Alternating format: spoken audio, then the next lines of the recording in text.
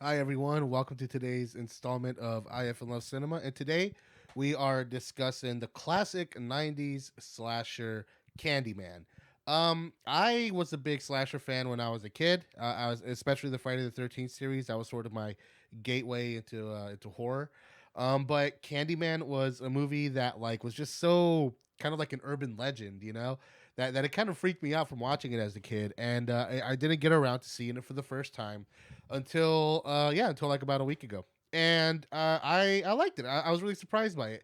Again, it's another case, kind of like in my Deer Hunter review, where the version of this movie that I had in my head was very different than what I got, and I mean that like in the best way possible, because this is what I love about horror, in that with horror you can explore certain themes in sort of ways and through different perspectives that you can't have with literally any other genre. And the way that this movie explores surprisingly sort of modern, ahead of its time themes of like appropriation of white privilege, of classism and all that. And also of tourism, like touristing and other people's poverty and other people's misery and stuff like that. Yeah, this movie is actually like a really fascinating kind of, not, I don't know if morality tale. Well, actually, yeah, I think kind of is a morality tale that I think about it. But it is a fascinating little morality tale about the dangers of not seeing someone's humanity. I think ultimately is what the sort of main kind of flaw that the character has in this movie. I mean, she's very likable. She's very smart. She's very ambitious. Um, she's a very strong character and stuff like that. Um, but her biggest flaw in this movie is sort of her pride and her ego. I really love that. Like, in my opinion, the real bad guy of Candyman is that sort of up his is that Terry Gilliam looking professor in that dinner scene, because his sort of insufferable douchiness is what sets in motion all the horrible things that happen to this poor woman. But what was really unique about this sort of way this movie does the slasher film is that typically, their morality plays about like abstinence and puritanical bullshit. This movie is a lot more complicated than that, and so you almost never see like you know, or let me put it this way.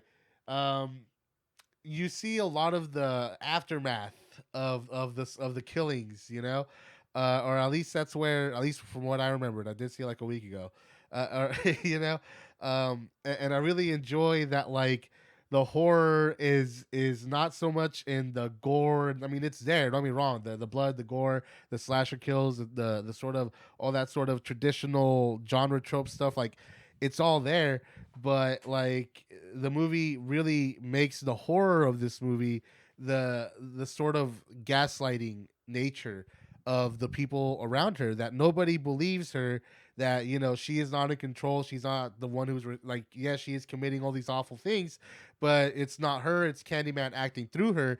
And how that sort of pays off, where it's like, I think sort of this is like the ultimate fuck around and find out horror movie, because that's sort of what this movie is. This privileged upper class white woman who is living in a gentrified ghetto, literally like the exact same architecture as the ghetto that the horror aspects of this movie take place in. It's literally that, but gussied up for the yuppie crowd. And yeah, I really like how it is sort of the sort of cultural appropriation version of fuck around and find out, because that's what Candyman does. Like, okay, you wanna know what this is about? I'll show you what this is about. And her life just falls apart, and I really enjoy specifically the third act, or sort of the climactic, the climactic moment of this movie, because first of all, I didn't see it coming. I didn't think this movie could have gone in that direction at all. Just huge surprise. But also, it's a weirdly touching ending for a slasher film, for a horror film. I feel, I really hate the term elevated horror, but I really do feel like I'm not giving this movie um, Well, actually, no. You know what? Now I'm kind of being a d bag because now I'm saying that that slasher movies are kind of cheap, but that is sort of the reputation, though. Slasher movies have like been avenues to like explore deeper themes, but I've never, at least as far as I know, before like maybe like Get Out wasn't a slasher movie, but you know, I haven't seen a horror movie that directly deals with these complex issues of like race. And gender and privilege and stuff like that and class and I loved it. Honestly, I thought it was I thought I expected it to be a corny sort of movie, and no, it was. I mean, there was that sort of corny like thing where he jumps out the window, but it's like so theatrical. I was like, okay, that's it's kind of badass. I'm not gonna lie. But yeah, Candyman. I have the Scream Factory 4K. I believe there's another. I think Arrow in the UK has the 4K. I believe they're both the same transfer.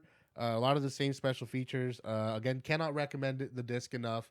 And yeah, until next time, I've been Ed. If you guys enjoyed this review, hit like and subscribe. If you've seen Candyman, let me know what you thought about it below. Until next time, peace out.